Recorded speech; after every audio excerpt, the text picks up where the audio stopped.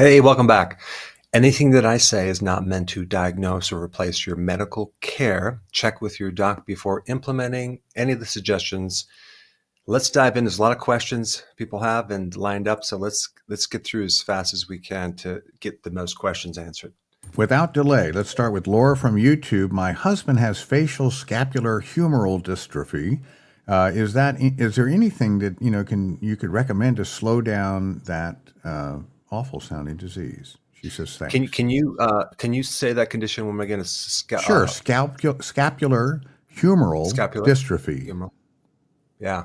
I mean, I need to kind of know, is it related? Is there a nerve that is dying? Could it be a B12 deficiency? Could there be some type of neuropathy involved or not? If it's not, there could also be some indirect problems with that nerve connected to the gallbladder and the liver, which sometimes can swell up and put pressure on the phrenic nerve, and it can create all sorts of dysfunctional problems, both with sensory nerves and motor nerves on your scapula, especially if it's on the right side, in which case the best antidote for that would be TUDCA, which thins the bile.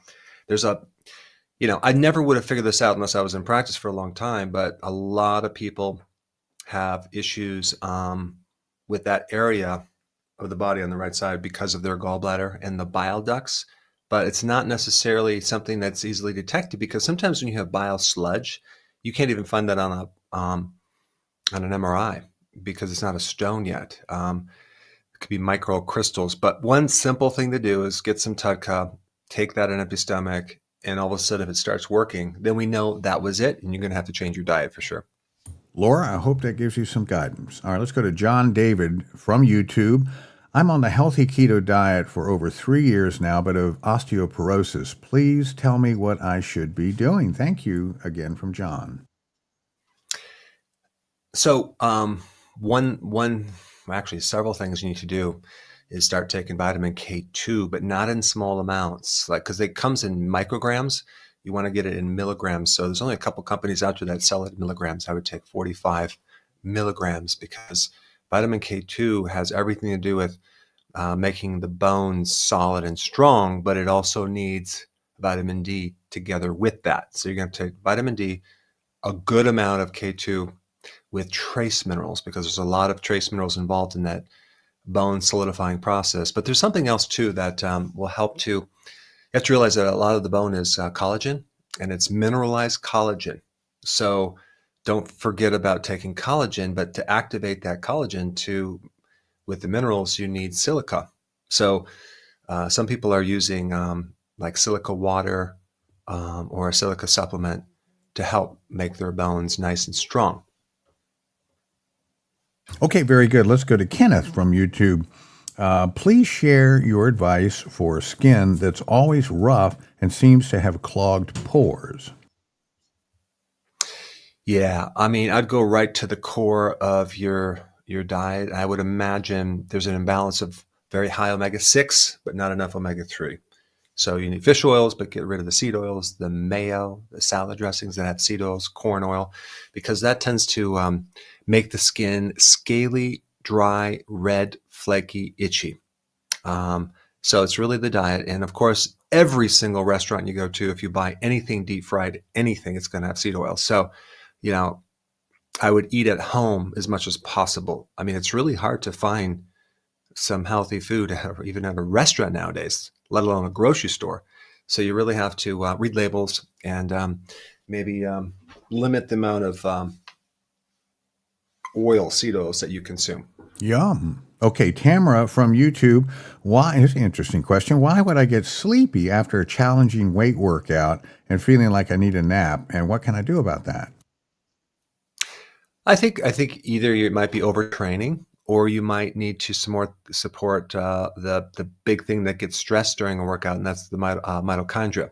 So a couple things that you may want to take to improve more energy while you work out, to have better performance, would be something called coenzyme Q10.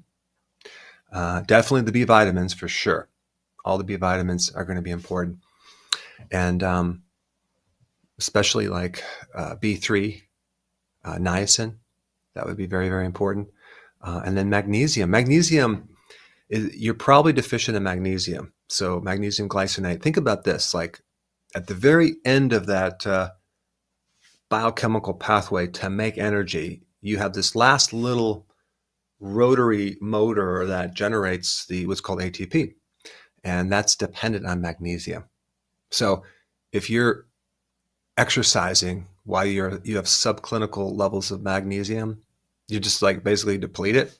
You just can't make energy. You're going to be more tired when you exercise. Now, there's another thing too, is if you exercise and you feel worse or you get like your circulation is worse, then you should probably go to a cardiologist and just get scanned for any type of there's something called intermittent claudication, where it involves you feel leg pain when you work out. I think with what you're saying, it's more fatigue, which could be a situation, because if you're pushing all this blood through the body and it's restricted, that could be one situation. But anyway, I would definitely start doing all the things I mentioned until it gets fully resolved, because you don't want to ignore that.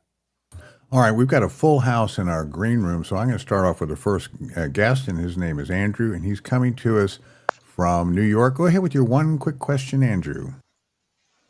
Hi. So my question is, for someone with dementia, what would be the optimal diet to slow it down? Good question, because it takes like sometimes 20, 25 years before you get dementia. But what created that was operating off of this idea that our body's primary fuel is glucose, which is, if that was true, then we can just live on sugar. But it's not true. It's too many refined carbs and sugars for too long that then create insulin resistance and then end up starving off the neurons, which then create dementia, then Alzheimer's. So it's really the best way to bypass that damage and get the brain nerve cells to get quick energy is by feeding them ketones. So the best thing to do is to go on a extremely low carbohydrate diet, to do the healthy version of that. And that's the best bet for reversing dementia. Now, there's other things you can do as well to increase more blood flow to the brain. Consistent exercise, very, very important. And also one of the best nutrients to support the mitochondria of the brain would be niacin too. So these are all things that I think I would do. But the most important thing is to lower the carb, because it's really because dementia and Alzheimer's is really type 3 diabetes. That's really all it is. Thank you. All right. Thanks so much, Andrew, and we wish you all the best with that struggle. Okay, let's go back to social media. Amanda Z from Rumble, is organic blue agave inulin, I think I said that right, is it good or not? There is no option for El Ruteri yogurt inulin in my country. Does that all make sense, Doc? Yeah, I think that as far as the source of inulin, that's fine. Use that. That would work. As long as you're not using agave nectar, you don't want to use that.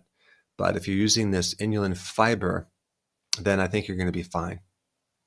All right, very good. Andrew, heads up, because here's our first quiz question for the day, and we'd love you to join in. What is the number one most potent trigger to strengthening collagen tissue? I'm talking about your tendon, your ligament, your fascia, your joints, your muscles, and even your arteries, which are made out of collagen.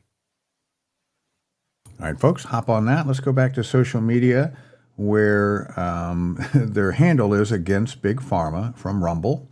Is clove oil for only external use suitable for use in toothpaste? Clove oil. No, it's internal as well. I did several videos on this, and I was shocked to find out how many interesting effects it can create with the phytonutrients in clove oil. Of course, it's an anesthetic for a tooth pain, things like that, but it's antibacterial, anti-inflammatory. It can help your blood sugars. So you should watch my video on that. But you can take it internally. You can even chew 1 clove a day, and also put it topically as well. All right, gnaw away on it. Let's go to DM from Rumble. You have mentioned that undigested food could cause problems in the small bowel. Is there a small bowel? Could you please discuss the typical problems we might encounter in that regard? Yeah, a lot of people I think have undigested food in the small bowel and the small intestine because either their stomach is not acid enough. So now what happens is 90% of the digestion occurs in the small intestine. So the stomach comes down there, all this acid starts things going, but also the acid, the big thing with the acid is it triggers this one very important enzyme that helps you break down protein. So, but it doesn't get, if you don't have your acid acidic enough, then you never trigger that enzyme. So now we have incomplete protein.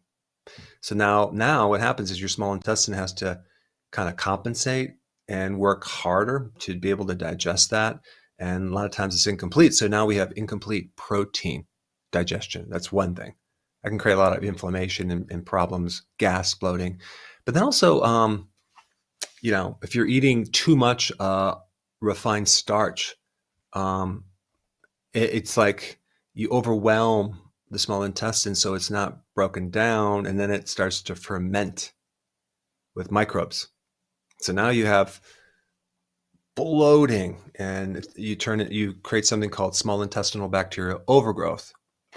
It's just amazing that Steve, I don't know if you've ever been to a place. It's called it's an all you can eat buffet. Have you ever heard of that before? There's the restaurants, all Many you of can eat. them, yes. Oh, yes. So it's like get your money's worth, but literally stuff yourself way past the feeling full. And then when you're done with that, you may even have a dessert, right? And then I don't even know what happened. And then you basically shut down a lot of the other digestion from the protein because it has to do with that. And so here we cram all this food down there. How the heck are you supposed to digest that? It's just like puts such a strain. And then we get undigested issues. So we get gas, we get bloating, we get constipation, we get nutrient deficiencies, we get imbalances with microbes and weight gain. Other than that, though, I think you're going to be totally fine and perfect. Ugh, that made me queasy. Dougie Doug from Rumble, what's your recommendation for daily dosage of D3K2 for teenagers?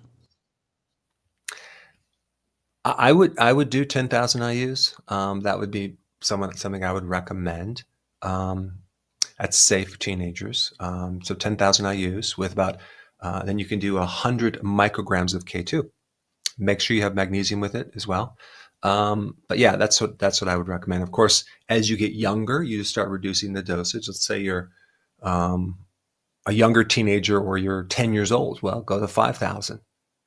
But the vitamin D is,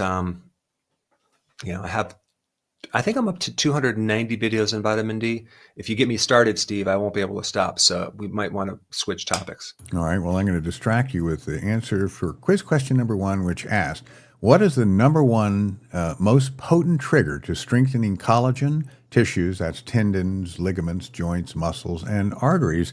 And the audience, as always, has an opinion. 74% of respondents say it's vitamin C, 16% say it's zinc, 5% say it's amino acids, and the final 5% say it's vitamin E. Any winners, please? We don't have any winners this time, Steve. There's something way bigger as far as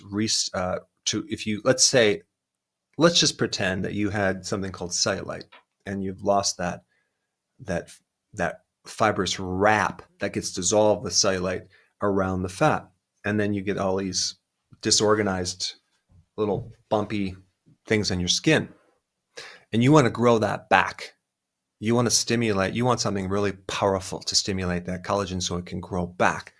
Same thing if you want to strengthen the joints or even your arteries. The most potent trigger of anything is mechanical stress. Mechanical stress. What does that mean? That's called exercise. So there's all these different levels of exercise, and you can do anything exercise, but you have to move, right? There's some that are stronger than others, and I think one thing that I'm really enjoying right now is not just sprinting, but sprinting, and not just sprinting up a hill, but sprinting up a hill that is not very even. So you're going side to side, and you have to kind of build up to it, but talk about strengthening all the collateral muscles and ligaments and tendons and fascia, because it's a very unnatural, regular method. Every step you're exploding and you're pulling your body, and you are just literally creating so much mechanical shearing stress that your collagen is going to respond and grow and become super stable. And so I've noticed, even with myself, even if I try to sprain my ankle, I can't, because it's like the ligaments are just so nice and strong and resilient. So anyway, exercise, but it kind of intense, not a long jog for like 26 miles, but some short, high intensity interval training that works multiple joints. And so we're not just doing curls, we're doing 500 or 200 muscles at a time. So that's what I would recommend, Steve. Wow, inspiring commitment, Dr. Berg. Hope we all learned from it. And here we've learned that we have a lot of viewers around the world as usual, and we're going to go through our list. And if we miss anybody, by the way, go ahead and join in afterwards, and Terry, our producer, will make sure we acknowledge you. So we'd like to say a good morning to our viewers joining us from the UK, Canada, Mexico, the Virgin Islands, Indonesia, Pakistan, Algeria, Romania, Sweden, Scotland, South Africa, Greece, Brunei, Jordan, the Philippines, India, Poland, Guyana, Oman, the Netherlands, Austria, Chile, Bermuda, American Samoa, we haven't heard from them for a while, Peru, France, Ethiopia, Belarus, Finland, Ukraine, New Zealand, Iran, Egypt, Brazil, Eritrea, Ireland, Denmark, the Canary Islands, another stranger for a while, Italy, Qatar, Tanzania, Sierra Leone, Lithuania, Albania, Guatemala, Czech Republic, Saudi Arabia, hang on, I lost my place, Germany, Armenia, Nepal, Hungary, Colombia, and all across these United States. Thanks, everybody, for joining us in our communal, global pursuit of health on the Dr. Berg Show. Kyle from Facebook, what are your thoughts on using urolithine? Does that sound like something? Well, I don't have many thoughts about it, Steve. I'm looking for the easier questions. All right. Terry, how dare you? Okay. Urolay is. Absolutely. All right. Well, let's go to another one from Sandra from Facebook. What's the best way to completely heal from diverticulitis? Well, you got to stop eating things that irritate it, and you probably the fastest way to heal is just go on a carnivore diet and eliminate all these things that are probably just tearing up your colon and creating inflammatory issues, especially at the top of the list: grains, seed oils, high in omega-6. AKA part of the junk food. So you need to do that. And then plus with high quality grass-fed meat, you could actually improve your glutamine, right? Glutamine is going to help support and heal the gut too, because I would say, you can't see your colon. So here you're eating all these things and you feel bloated when you eat, but you don't realize really what's happening in there, because you don't really see it unless you get a scope. And I've sent people to get a scope to look inside when they have these types of symptoms, and it's red, it's inflamed. So they might have something called ileitis, inflammation of the last part of the small intestine. And that can create, if you have inflammation in your gut, you're not going to be able to absorb nutrients that well. So you'll have a lot of imbalances with all sorts of symptoms while you're taking nutrition. So you'd have to take a lot of nutrition to see difference. And this is one of the problems of, damaging the GI tract. This is where you absorb all the nutrition. This is where 80% of your immune system is. So, once you appreciate how important that is, maybe you think twice the next time, Steve, you eat that donut. All right, I'm going to keep that in mind. Let's see. Let's go to quiz question number 2, and then after that, we're going to go back to another guest, Pamela from Omaha. But there's quiz question number 2. Of all the health benefits of chocolate, which one is the most researched and most significant? Okay, climb on that. And Here is Pamela. If you give us one quick question, Pamela, I'd love to hear it. Hi, Dr. Berg. Hello. I really appreciate your time. First of all, I'm from Peru, and I went for a vacation, and I ended up with panic attacks after 2 weeks of being there, and bedridden for almost 3 months. I came back to United States just on like 6 months ago, but I've been sick since then with a lot of acid and reflux, like literally burns me. I had an endoscopy in Peru, and they said that I have gastritis, esophagitis, gastritis, H. pylori. But when I got here at the endoscopy and colonoscopy, it shows that everything is normal. I don't have H. pylori, and they just put me obviously in IPPs and just IPPs, but I am not taking them because I I would rather to do it, more naturally.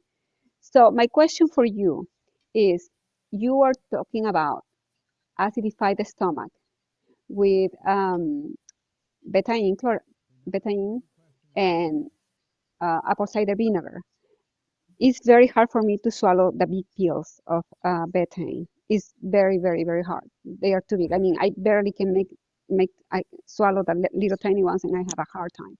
So, your recommendation, if I take the apple cider vinegar, and I have tried with lime juice though too, but sometimes it helps me with the lime juice, but sometimes it burns. It makes it worse. So I don't know if I have lack of acid or if I have more acid, and or can you have those two and interchange it? So what to do, what diet to follow, and what vitamins to take with it. Great question. When I was in practice, I would have people that would come back from another country and they would have a lot of issues. And obviously they got some type of infection, right? So they've got some type of infection, and then they try to diagnose it, and it can create a whole bunch of cascade of issues. But it sounds to me like you have more gastritis. If you take betaine hydrochloride or apple cider vinegar and you don't feel good, then we know, do not stop. Don't keep doing that, because you probably have gastritis, which is inflammation. There's too much inflammation of the stomach, and the stomach cells are actually producing too much.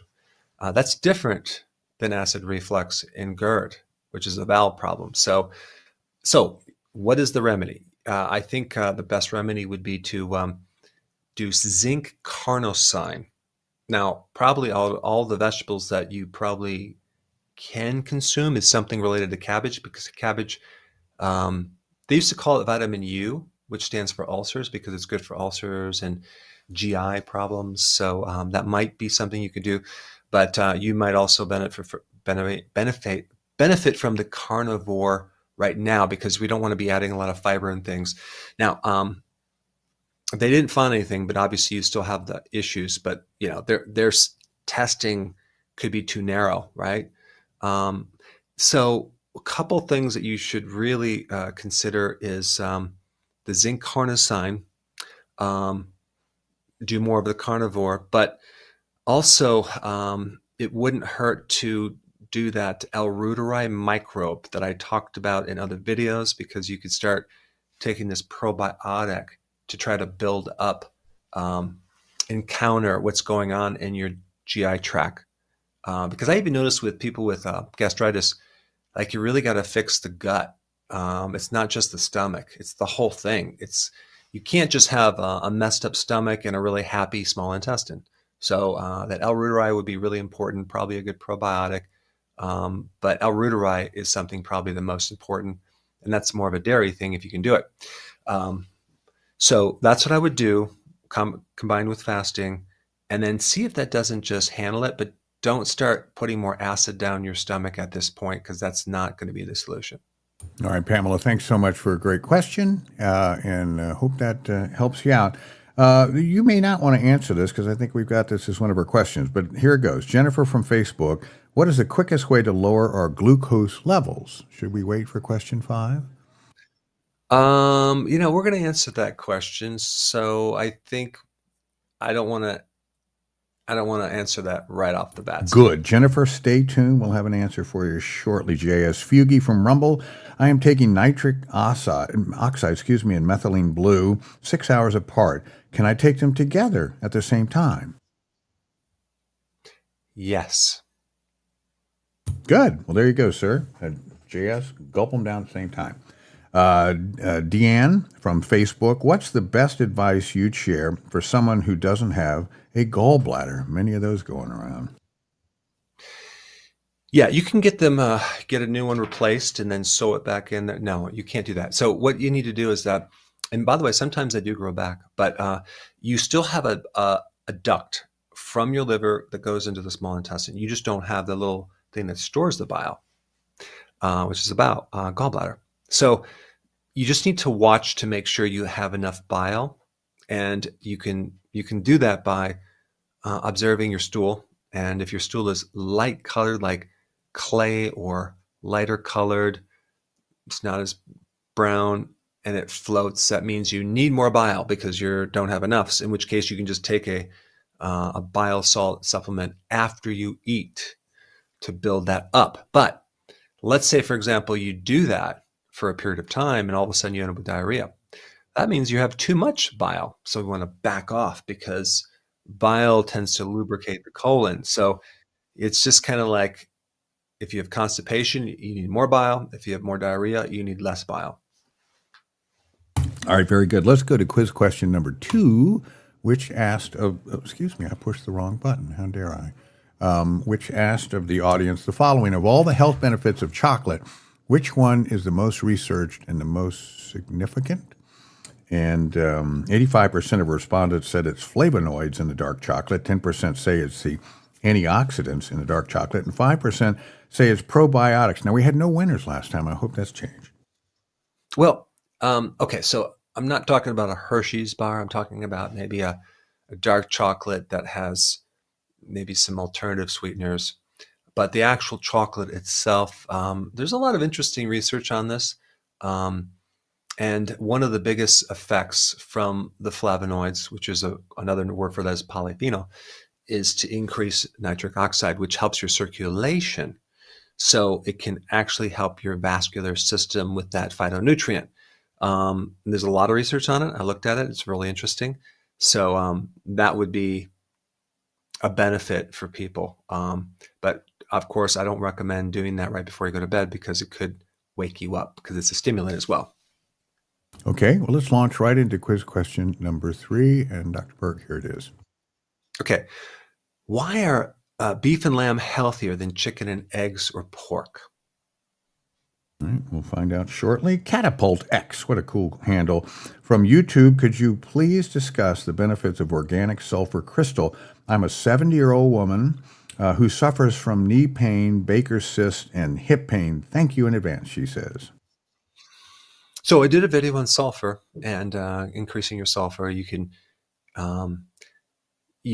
increase your sulfur from certain foods or supplements. And a lot of these sulfur compounds help to support your joints and your connective tissue. But there's when you consume meat, there are 2 amino acids that are sulfur-based. That's the majority of sulfur that we get. And so you may want to increase your meat to get your sulfur. Versus, I don't even know what kind of sulfur you're going to be taking as a supplement, but the sulfur tends to give you the raw materials for certain compounds that support your joint health. But there's many other benefits to sulfur as well, which I've talked about in a recent video. If you want to search that and look it up, because I think it was like a 17-minute video just on all the benefits. There's quite a few, and I think a sulfur deficiency is higher than you might think, and I go into why that is. Okay, Okome from YouTube, what is the best advice you'd share with someone with glaucoma? The best advice would be to take high doses of vitamin D3, and I'm talking about maybe 30, 40,000 IUs per day with the K2 and the magnesium. There's an author of a great book on glaucoma and high vitamin D. It's an ophthalmologist, and from Germany. He had it transcribed. I've been trying to get a hold of him because I want to interview him, but he has thoroughly tested high doses of vitamin D3 for glaucoma and with fantastic results. And he's a MD that specializes in eye disorders. And I started reading his book. It's really hard to find his book though. So I'll have to somehow post it somewhere because it takes me a while and then I'll find it. But that book, I'm on my third time through. I think it's just, he gets into a whole bunch of other eye disorders that are improved with vitamin D. And it's just fascinating if you're into that type of vitamin D stuff. All right. Well, you certainly are. And you helped us all a lot, but it probably bears repeating these scary sounding numbers, 30, 40,000 I use. But didn't you tell us that a half hour in the sun will give us how much? A pretty astounding amount. Half hour sun, you're talking probably 10,000 IUs. Wow. 10,000 IUs. So think about what 10,000 IUs is. It's 1/4 of 1 milligram. Wow. 1/4. So if I said, you could take 0.25 milligrams of vitamin D versus 10,000, which one's going to scare you, Steve? Well, I know I'm easily scared too, but now we know. Bree from Facebook, is it possible to reverse hypothyroidism naturally and avoid going on meds? Yeah, it is. Absolutely. Again, 90% of hypothyroidism is an autoimmune type. It's called Hashimoto's, in which case you need high doses of vitamin D3. Coimbra protocol is something that I would recommend to look into and find a doctor who has done his training in high doses of vitamin D3 and then work with them remotely to figure out exactly your dosage that you need. But even if you don't have Hashimoto's, then you may need, to support it with nutrition, whether it's a little bit of iodine or selenium or eating healthy. The thing is that a lot of people are asking, what do I do for this condition? I'm assuming you watch some other videos because I always will have people, regardless of what condition they have, I would start with eating healthy and the healthy version of a low carb diet. That's what I recommend. And just see if you still have that problem in a few weeks after you start that. Because if you start doing the remedies and stuff on top of a bad diet, it's going to be expensive urine. All right. Very good. Listen, Amara, I'm going to go to you after we answer this question, and maybe you can help answer too. And the question was, why are beef and lamb healthier than chicken, eggs, or pork? And 75% of our respondents say it's because they are fed on grass. 20% say it's because they have higher amounts of vitamin B12, and 5% say it's because they contain higher amounts of omega-3. How do we do?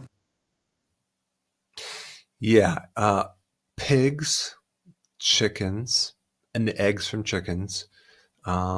These animals are fed grains. Okay, now, yes, it's true. Some cattle are also fed grains as well, but I'm talking about the grass-fed, grass-finished, okay? And so you have lamb, you have these animals that just eat grass, no grains.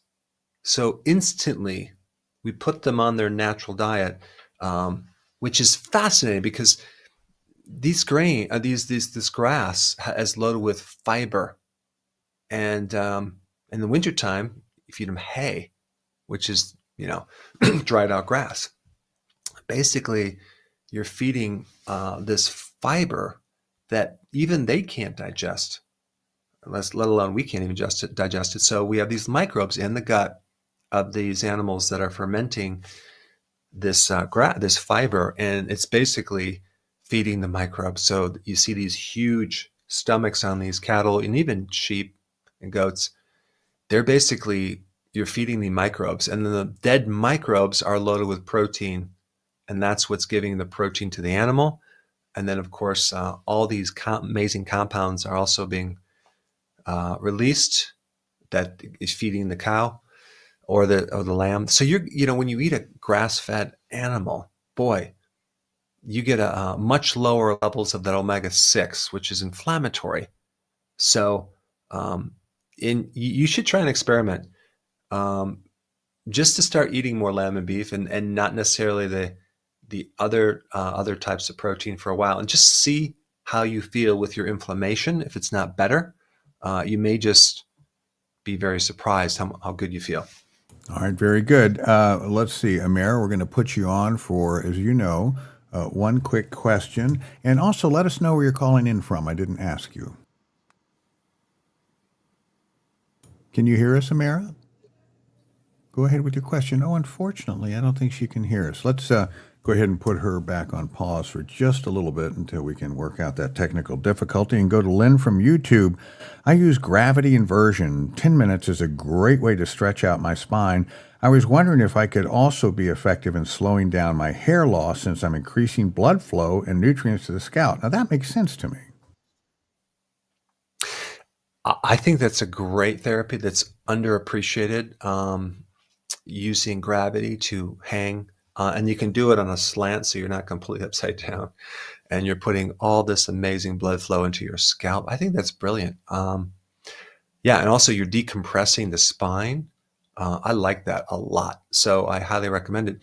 The other thing is I have a chiropractic table that bends in half, and I can mimic that effect, which is a distraction. You're distracting the disc. But I like the inversion because it's a simple table, anyone can get it, and you start off at a certain angle, and of course you gradually increase it. But yeah, it's a great way to get blood flowing through your body for sure. All right, very good. Let's go to Teresa from Facebook. Any thoughts on you'd share on treating fibromyalgia? And I understand that's no fun at all. If your fibromyalgia is on the right side, it's actually your gallbladder and bile duct, in which case you need TEDCA, and that'll get rid of it. And a lot of people have right-sided fibromyalgia, but it's not even fibromyalgia. The other thing to look at is some type of, it's called a latent virus that comes out of remission. Could be Epstein-Barr virus or cytomegalovirus, even a herpes virus. So these things can, they lie dormant and then they come out, and then you might not have the full-blown infection, but you have an overall inflammatory musculoskeletal / joint inflammatory condition because the microbe, the virus has come out of remission. And the big trigger for that is something that lowers your immune system. And one big one is stress. So, I always ask people, when did you start getting this fibromyalgia? And this particular day. Good. What type of stress happened just before that? And they'll usually tell you, and it could be a loss of a loved one or some type of stressor. And then they're going to have to just working on their stress and their cortisol to be able to deal with that. So, because think about this, when stress goes up, cortisol goes up, and that is a really huge suppressor of your immune system. It just shuts it right down. So we need to kind of handle that to fix the immune system. So then the immune system is not blinded, and it knows how to deal with the viruses and put it back in remission. Okay, let's go to quiz question number 4. There you have it, doctor. Why does the body work so hard to keep your blood sugars at roughly 80 nanograms per milliliter, which is roughly about 1 teaspoon of sugar? All right, that's interesting. Doesn't sound like a whole lot. Let's see. Hey Lou from Rumble, what's the best way to speed up burning belly fat? I'm just trying to think if this relates to one of the questions that I'm going to ask. Can you see, Steve? Well, see, number 5 was if you cheated and have too much sugar in your system, how do you get rid of it? Okay. So let me just tell you what I think is going to be the best way with the belly fat. Now, of course, you're going to have to reduce your carbs. There's no other way. That would be number 1. But the exercise that would be the best is really some nice, very long walks and hiking. A lot of that would be probably one of the best exercises because you keep the cortisol down, and then you're reducing stress. It's going to help your sleep, and you do burn off a lot of fat. So when you do long walks and hikes and things like that, and yes, you do burn fat when you actually do short, intense interval training, but not during the workout. It's like delayed, but I don't think it compares to the longer walks. All right, very good. Let's see, Tech Talk from YouTube. What's the best way to approach the symptoms of the horrible GERD? So that's a problem where the valve on the top of the stomach won't close, usually because the pH of the stomach is not strong enough. So we need to acidify your stomach with something called betaine hydrochloride. You can get it, it's a supplement. Probably take 4 or 5 of those before a meal, and then start to slowly build up the acid in the stomach. So that valve will close after eating. And then some people also do apple cider vinegar as well. So try that and see if it doesn't help you. Okay, very good. Carmen from Facebook, what is your take on NAD? So NAD is a niacin / B3 derivative. So it's a compound that's made from niacin, B3, and it's inside your mitochondria. That makes your energy. And it helps in the extraction of electrons from the food, and then to help in the formation of making ATP energy. So it's really, really important. And as we age, it goes down. And so they have found that if you can increase your NAD levels, it can potentially extend your life. So how do you do that? There's expensive supplements, NAD supplements you can take, or just take niacin. It's a lot cheaper, and you take it in a little bit higher amounts, and you're going to get the NAD. It's going to build up. Now, I want to just answer one little thing. If there's any biochemist out there or anyone that knows a bit more about that whole mitochondria, I just want to add this in here. Everyone else, close your ears, Steve, including you. Yes, sir. Because it's just slightly technical, but everyone's talking about NAD. But there's another parallel, similar molecule called FAD, which doesn't need niacin. It needs vitamin B2, which is riboflavin. And no one's talking about that, Steve. But this is why it's not just about one single nutrient. It's about, maybe the whole B complex, because FAD also supports a lot of things, just like NAD. But anyway, that's all I'm saying, Steve. All right, well, that was a whole bunch. Let's go to quiz question number 4. We're going to answer it. And it asks, why does the body work hard to keep your blood sugars at roughly like a teaspoon of sugar?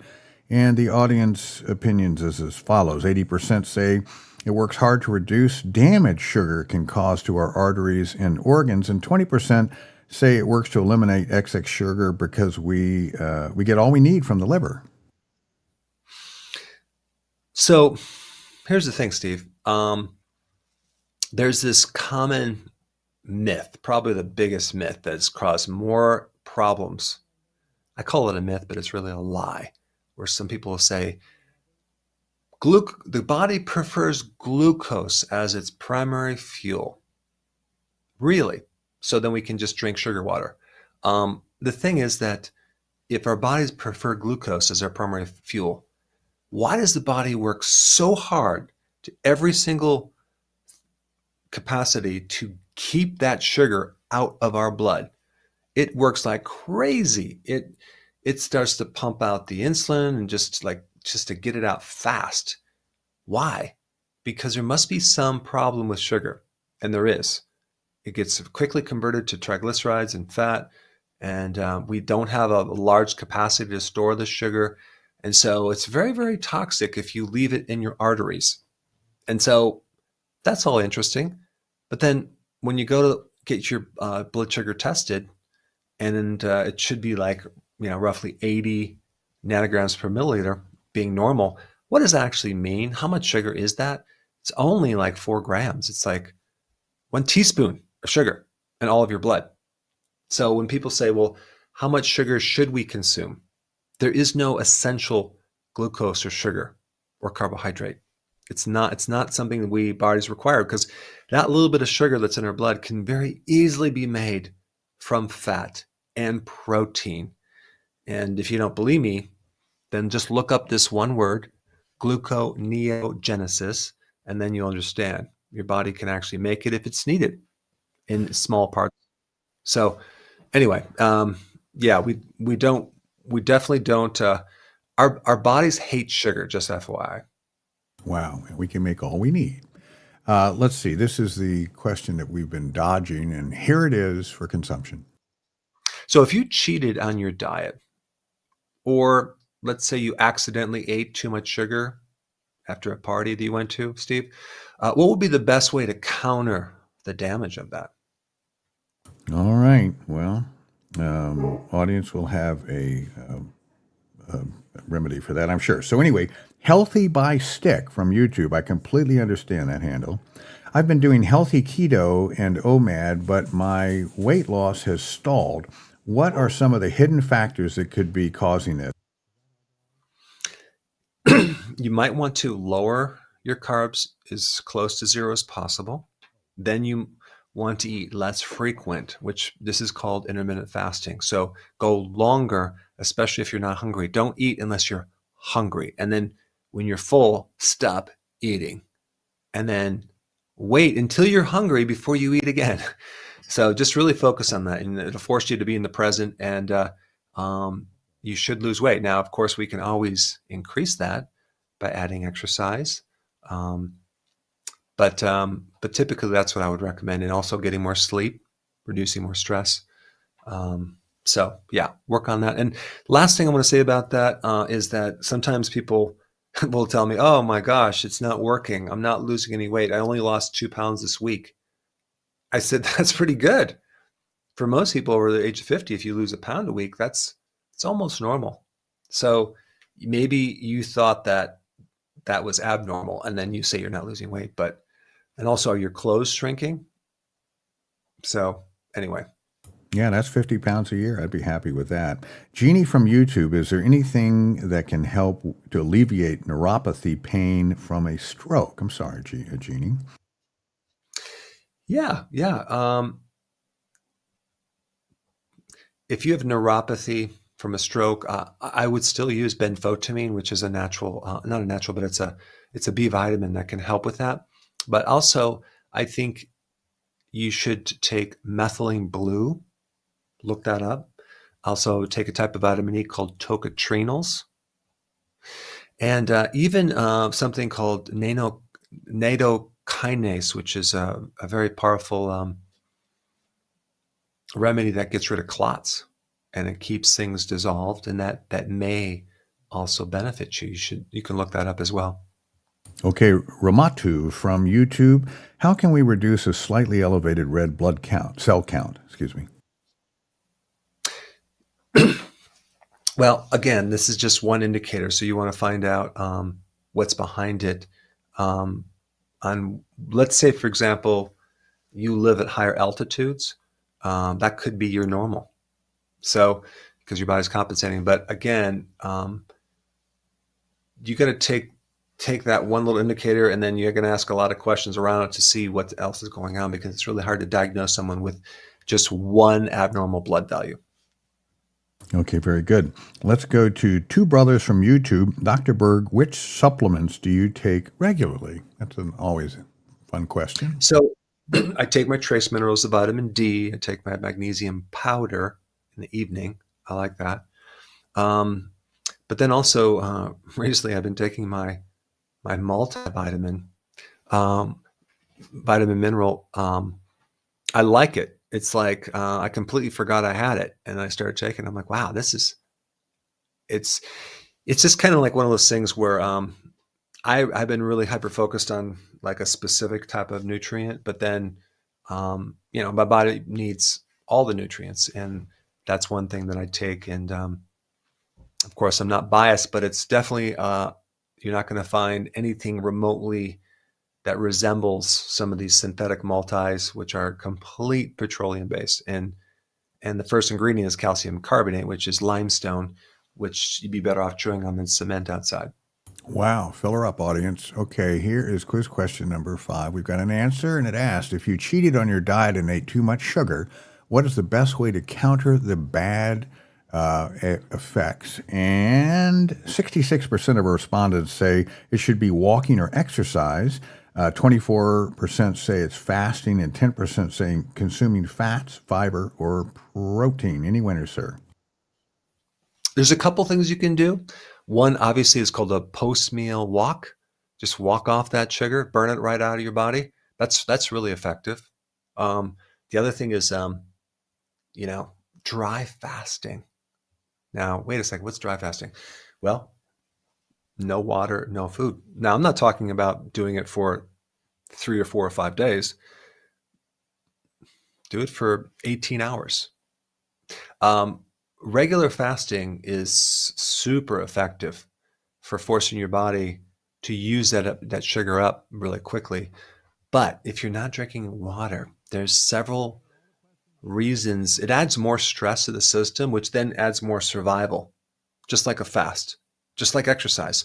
It's just another way to stress out your body in a mild form. We're not talking about restricting your water in a given day. You're drinking most of your water in the later part of the day or whatever, so you can still be hydrated, but get the benefit of the dry fasting.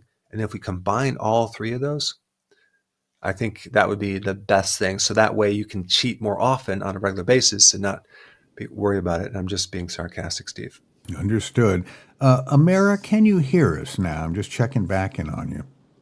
Yes. Hi. Oh, wonderful. Hang on just a second. Let me put you on with Dr. Berg for one quick question. We're kind of out of time, but go ahead with the question, please, Amara. Hi. Yes, I'm going to try my best. Hopefully you can hear me well. So I've been on the keto diet, intermittent fasting since Thanksgiving. And I introduced the El Ruderi yogurt about 2 weeks ago.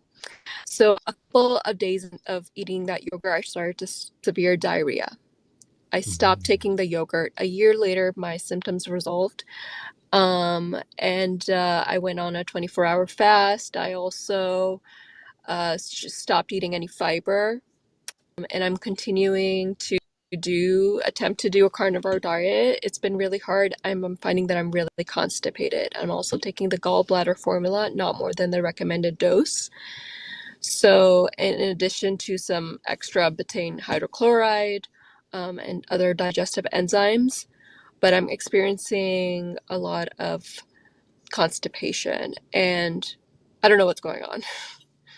Right.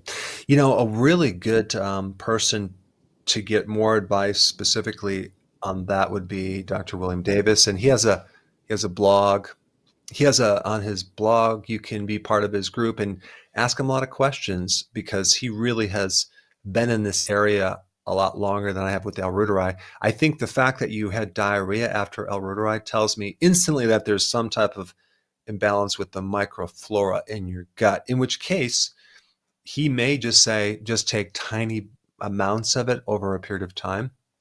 He may say you might need a little bit of mostly carnivore, but maybe a little more fermented sauerkraut. I don't know. But I think I think for sure we know there's some type of, I don't know if it's SIBO or small intestinal bacteria or small intestinal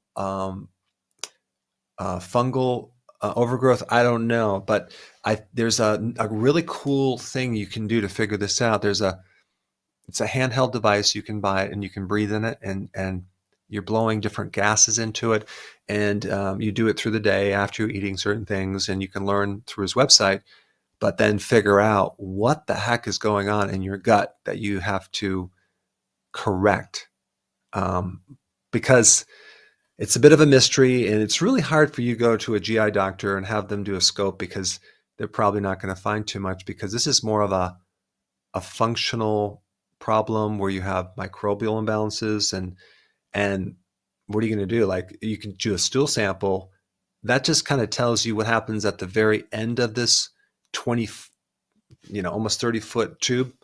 So it's a difficult problem, but I think that with that device that measures the gases, hydrogen gas, that will probably give you the best bet. But that's what I would recommend. Okay, I'm sorry, but dear Amara froze up. Can you mention that doctor one more time in case she didn't get that?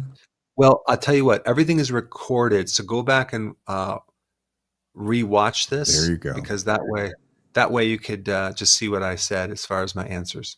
Okay, good advice, Amir. I hope you'll do that. All right, let's go back to social media and let's see, Nomalanga from Facebook. What do you suggest for long distance runners to eat during a marathon? Do they eat? Yeah, I definitely wouldn't do the goo, the maltodextrin and the sugars. This is some area that I would, Professor Noakes, I would find out what he would recommend. It might be some type of, coconut oil, or it could be some other types of calories. Now, I do know that the person who took the world record, he ran, I think, a fastest time in a 100-mile run. If you're talking about an ultra marathon, then a couple of those guys, they'll do more of they might do yams, a starch, but it's like a food base. It's not a really refined thing. Um, and I'm not the expert on that, but I think Professor Noakes, probably look him up, South African doctor. He has a lot of great data on that because he's the one who came up with the goo in the first place. And then he ended up getting diabetes, and he's like, "Whoops, sorry about that." So he has a lot to say, but and then study some of the long distance runners and see what they do, that they don't do this pure refined crap that's just going to make you feel sick. Wow. Poor Delia from YouTube. My feet hurt so bad. My foot doctor says it's plantar fasciitis. It's been like this for 10 years. Please share your thoughts on how to approach this, ongoing issue. And she thanks you. I would definitely go up with your vitamin D, 20,000 IU's, but then I would also go up with your magnesium.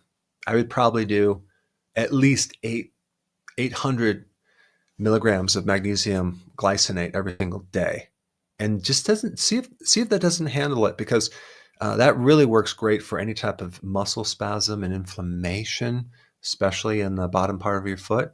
With the vitamin D combined, that would be a really great remedy. And then also watch my videos on how to stretch the toes going forward to help to instantly get rid of the pain in the bottom of the foot. It really works. Read the comments on those videos, because people are all surprised that got rid of their fibromyalgia. I mean, their plantar fasciitis. All right. Well, good luck with that. I hope that helps. Sky Lynn from YouTube. What are your thoughts about using agave powder, maybe, if you are an ovary type? Agave, I guess. Yeah. Agave powder. Thank you. No, you don't want to do. That's like really high in fructose. Uh, yeah, agave. Um, I think that's what you're saying, but yeah, you don't want to do that. It's really high in fructose. Stay away from that. Yeah, exactly. It says this fruit powder supposedly boosts estrogen. Well, whatever. Sugar. Okay, Skyland, probably not the best thing. All right, let's go to more. We're going to have a marathon of social media for the last final minutes. Christina from YouTube, I have black spot in my vision. It moves around from time to time. Ophthalmologist says it's because of old age. Can it be healed? Lutein zeaxanthin. Okay, you can get these in egg yolks as well, but there's a supplement you could find. I'm not going to mention any brands. You have to search that out. But I think that those are two powerful antioxidants that potentially can help get rid of that problem. Okay, let's see. Marjana from YouTube, I have a dyspnea, again, shortness of breath. When I wake up in the morning, my chest feels flat, as if someone was sitting on it. Could this be caused by a sleep disorder? It can. I think I would also try some vitamin B1.